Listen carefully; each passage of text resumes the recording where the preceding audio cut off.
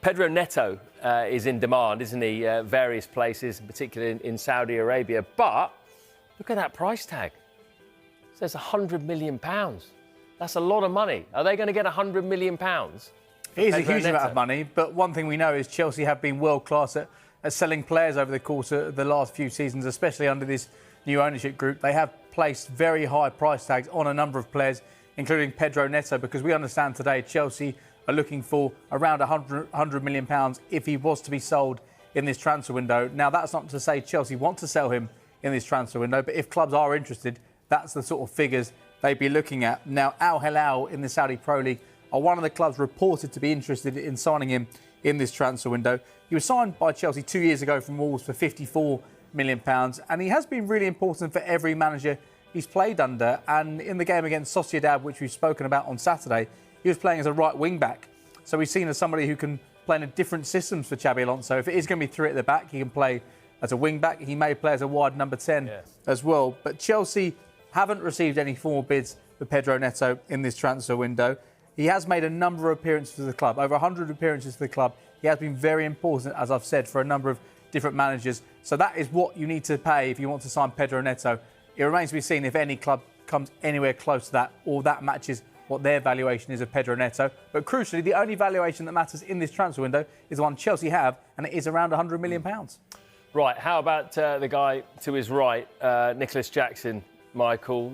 He seems to be linked with a move away quite frequently of late whenever a transfer window begins. £65 million price tag apparently slapped on him.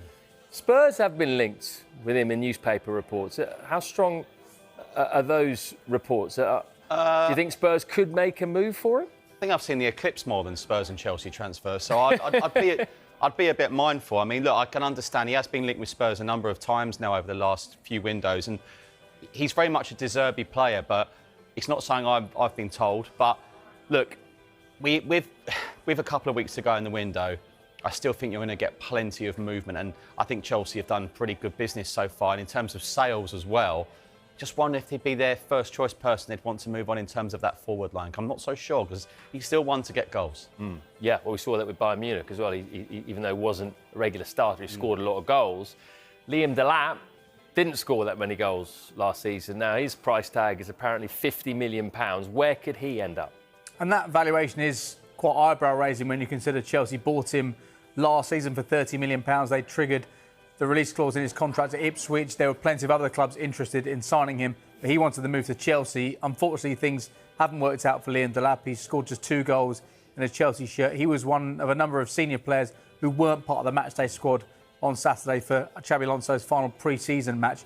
And we do understand that Liam Delap and Nicholas Jackson are likely to leave in this transfer window, whether that be permanently or on loan. Now, you get the impression Liam Delap would like to prove himself at Stamford Bridge, but will he get that opportunity this season? João Pedro, undoubtedly the first choice number 9. They've just signed Danny Welbeck as well. You would think there'll be limited first-team opportunities for Liam Delap this season, especially with there being no European football. We understand Como, who have just signed Trevor Chalobah from Chelsea, are one of the clubs interested in signing him in this transfer window on loan. But we know Chelsea value him at £50 million. Perhaps they would prefer a permanent exit, though you'd think for them to get anywhere near like £50 million, it may have to be a really impressive loan this season.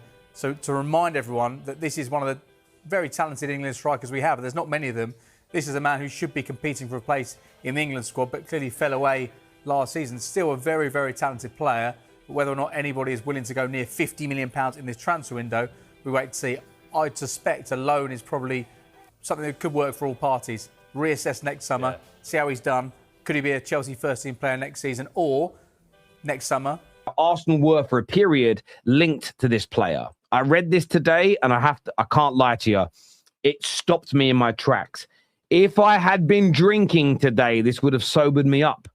And it said that this is from Ben Jacob, who says he's been told that Al Hilal starting point for Neto is more around 60 million, despite being valued by Chelsea at close to 100 million pounds. Talks are expected this week. Remember that Manchester City are also linked to the player as it stands, and maybe they can make a move. Arsenal have been linked to the player. But 100 million or close to 100 million for me feels excessive, feels over the top, and feels far too much. Now, you might think I'm exaggerating. You might think I'm going over the top. You might think that I'm the one who's being excessive when I say that that's crazy. But I look at Arsenal's pivoting at the moment and their indecision. I also look at PSG saying Barcola is worth 140 million euros. Well, Barcola is worth 140 million euros if you live in a world where you think Pedro Neto is worth nearly 100 million pounds, because there is a gulfing difference for me between those two players. There is a gulfing difference between those two players, especially in the ceiling of which Barcola can reach. So it's such an interesting market where you're seeing Rodri be sold for less money than Van Hecker. Right? You see deals like Santos to Man United for 50 million. You see Zolas joining Arsenal for 35 million.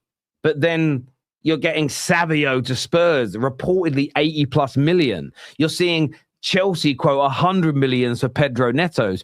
It is one of the strangest windows I have ever witnessed in terms of how much money people think players are worth. And I really wanted to get your views and get your opinions on that, because surely Arsenal and City are going to go nowhere near a deal within that region of that value. And if Al Hilal are willing to spend close to 100 million, that is certainly going to stop anybody else in England from bidding. Surely it will.